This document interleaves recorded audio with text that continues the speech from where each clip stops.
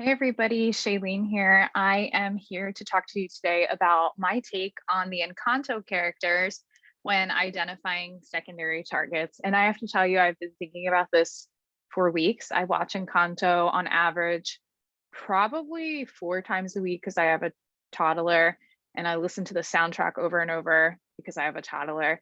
And because of all of this, and I would say, you've got the Encanto obsession going on, and then I'm a DBT practice owner and do DBT all of the time. And so you've got these two worlds colliding, and here we go. Here are my takes on the secondary target behaviors of the Encanto characters. Now, you don't need to have seen this, but if you have not seen it, I would really encourage going to see it once you understand this a little bit better, but two, just because it's like a phenomenal movie. So a couple of things to pay attention to, just like with any client. I'm not going to take this as this all or nothing like prescription more. I'm just kind of observing and describing what I see. And I'm kind of sticking a pin in this because I really would need more time with each of these characters individually to assess whether or not they truly are struggling with these as secondary targets. So kind of as a refresher, we have the top half of the secondary targets, which are biologically influenced.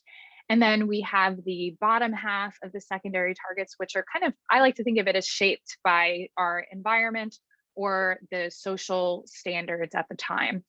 So let's start with Mariano at the top. So I put him down for emotional vulnerability, specifically because of this scene at the end of the movie. So Mariano is a character that really wants to get married. He wants to get married to Isabella. And I won't have any spoilers, but towards the end of the movie, there's a song that goes on and everyone's all hopeful. And Mariano's just kind of sitting there on a stoop with his head in his hands. And Luisa comes up and she says, "Why are you looking so down?" And he's like, "I've just got so much love inside." Like the amount of love that he has that he's just sitting with on his own is actually causing him pain. And this is what I think about when it comes to emotional vulnerability, that the experience of having the emotion is the traumatizing part of the whole process. So I am actually feeling harmed by the emotion that I have.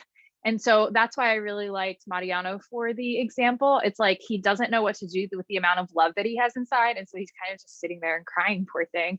And then, when he meets somebody and takes interest in her, immediately he's like, "Let's get married." And she's like, "Slow down, buddy." So this is what I'm thinking about when I am considering Mariano and emotional vulnerability. For those of you who have seen the movie, another character to consider would be Peppa. Tia Peppa, her mood controls the weather. And so she's often walking around trying to calm herself down, because if the emotions get too big, they become overwhelming and overflowing.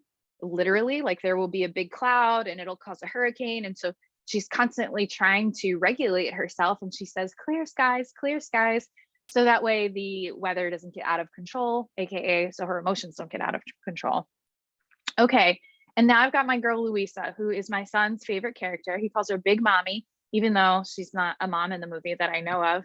But she's very, very strong, and that is her gift. So she serves her family and her community by lifting heavy things, by doing things that other people can't. Like at one point, she straightens up a whole house with just the lift of her hand. And initially, I was considering Luisa for apparent competence. And so for anyone who hasn't heard the song Surface Pressure, go check it out. You can find it on like Apple Music or wherever you listen to music, I'm assuming.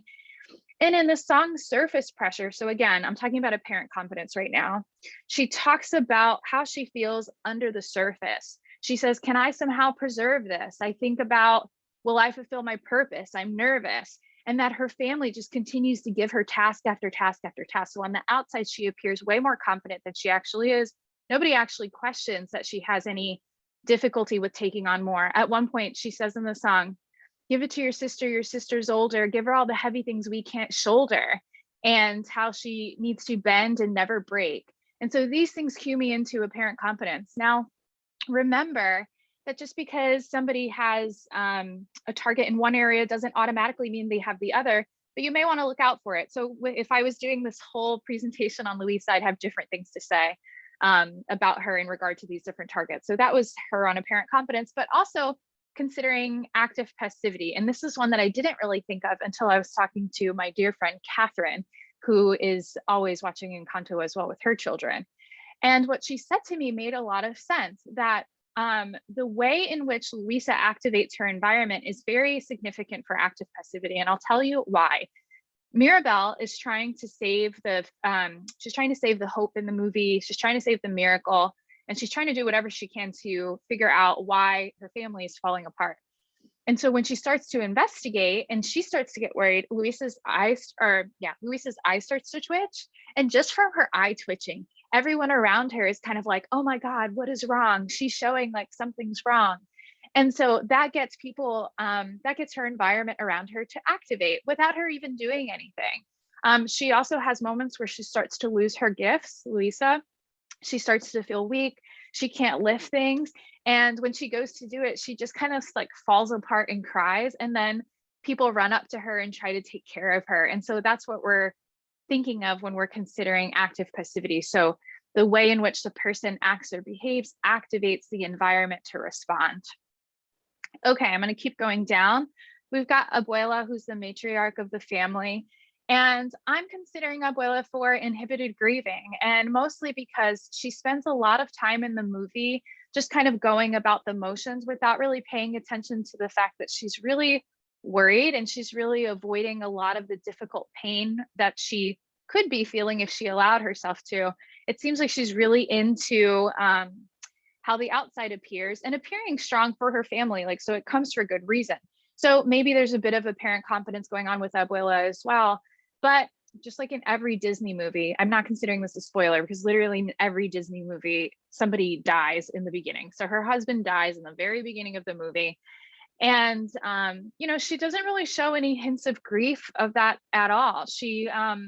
There's this part where the house starts to fall apart, and Mirabelle, the character who's coming up next, she tries to tell her, and Abuela's just kind of like, no, we're not having this. We're not talking about it. We don't, everything's fine. The miracle's fine. And then she goes upstairs and secretly is talking to a photo of her husband who passed away, but she's not really showing that. And she's praying to him and she's asking him for help, but she doesn't really show that. And so again, these are some things that would kind of cue me into considering Abuela for the secondary target of inhibited grieving. Okay, and then we've got Mirabelle. She is the kind of star of the show for this movie. She's the main character, and she doesn't have any gifts, which, can you imagine? She is living in this family. Everyone with the exception of Mariano is in the immediate family. She's in this family where everyone has a gift, and the gift is something that helps the family move forward in life, but it also helps their entire community. So the whole community is reliant on this family for their gifts.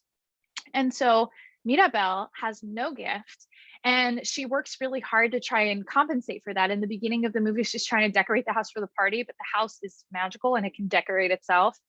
And she's really focused on just trying to bring herself up to the level of everyone else in the family and do her part. She judges herself for being upset about the fact that she is upset, and she often tries to tell herself that it's really not that big of a deal, kind of oversimplifies it. And even her dad and her mom try to be supportive to her the night that her cousin has a gift ceremony coming up, because they're thinking this is going to be really hard for her, and she's like, no, it's totally not that big of a deal.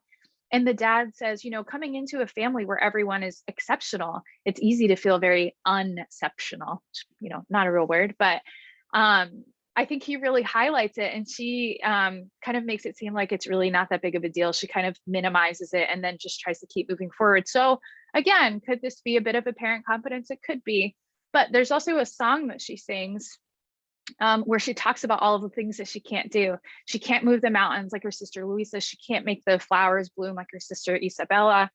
And she kind of just sings to herself like, I'm fine, I'm fine, I'm not fine, I'm not fine, I'm not fine. And so this is a really great example of self-invalidation. Okay, and now we have Isabella. Isabella, on the surface, is a very perfect child. She's called the golden child. Her gift is to give flowers and beauty to everything around her. And there's a moment where Mirabelle wants to come closer to her sister and hopes that in doing so, she's going to be able to kind of move on from any tension that they've had and just kind of like make peace in order to help move the whole family forward.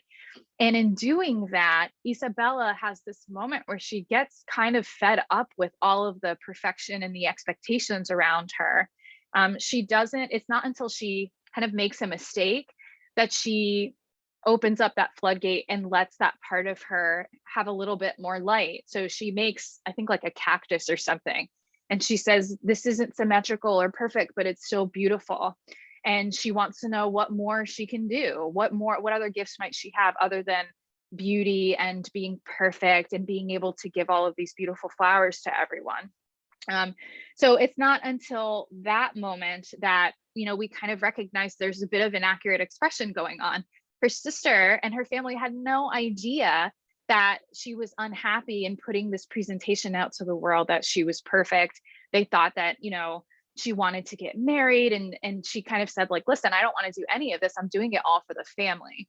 And so again, when the outside isn't matching the inside, that's what we're considering when we're looking for apparent competence. And of course, the goal of that is to get those to match up better. Okay. So last one, unrelenting crisis, who we need to talk about. We need to talk about Bruno. Tio Bruno is kind of like just gone from the family. He disappears. His gift is that he can see the future. So he has these prophecies and he shows people his vision. And people just really could not handle that. They were not loving the visions. A lot of the visions were things they didn't want to see. And so Bruno, to protect the family and particularly to protect Mirabel, he kind of exiles himself. And he goes and he lives in the walls of the house and nobody knows that he's there. And so I've considered inhibited grieving with Bruno as well for the same reasons. I mean, like, he's just kind of living in avoidance. He doesn't want to be seen by anybody. He doesn't want anybody to know he's there.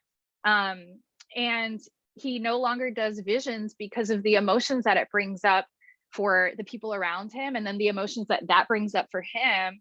And so he's just kind of doing everything he can to escape. So I would consider inhibited grieving as a secondary target for him as well. But when I also think of him, I also think of crisis after crisis. So it's like he's trying to fix one thing, but the way in which he fixes it, it's not so well thought out. And so it ends up causing another problem. Like when you first see him, he is running around trying to patch up all of the cracks in the house that's starting to fall apart. And he's kind of like tripping over himself. He's very clumsy with his tools.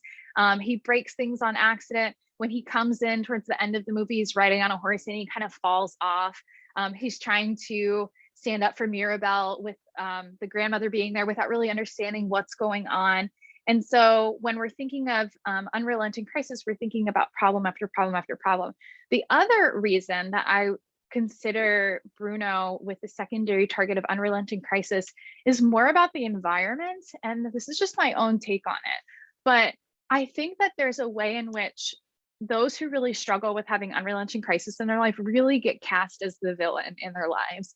I'm thinking of a client I have in particular where it's just like her decisions were very much crisis after crisis after crisis. And so there was like a big part of that behavior and that pattern that came from her decisions, of course. But then there was also just like the way that her family saw her, which, brought us back to self-invalidation, how she saw herself. They just completely viewed her as like this incompetent person and that she was so problematic all of the time. And in a way, when I was thinking about Bruno, I'm like, that's not really how he is. He's not actually a villain, but because people see him this way and they treat him this way, it starts to come off this way. And it was the same for her. Like they kind of villainized her. And it was really, really sad to watch. And, we did a lot of work and she's in a really great place right now, thankfully, thanks to a lot of the tools in DBT. But there's a song that they sing about Bruno. And one of his cousins describes him as like 7-foot frames, rats along his back. When he calls your name, it all fades to black. And it's like, that's actually not true at all. He's really this super loving person who exiles himself in order to not have anyone around him have any like scared or difficult feelings about his visions. So that might be something else to consider is like, if you find that your client is quote unquote the identified patient, is there unrelenting crisis going on in their life that might be contributing to how the environment experiences them in that way? So this was my fun take on the secondary targets according to Encanto. I hope this was helpful for you. Stay tuned next week because I've got some extra good stuff cooking up in the kitchen. I'm bringing on a guest speaker to do a couple of mini lessons. So if you want to prepare, go ahead and set aside like 20 minutes Monday, Wednesday, Friday to watch these extra teachings. They're all coming from the material that you guys submitted in the survey. For those of you who did who talked about like, these are areas that I need more supports in. So, and the first one is going to focus more on treating secondary targets. So if some of this is hitting for you and you're wondering, where can I go next, or how can I dive deeper into treating secondary targets, I've got something coming up for you. All right. Have a great day, everyone. Comment, share this with people. Let me know how it's going. Take care.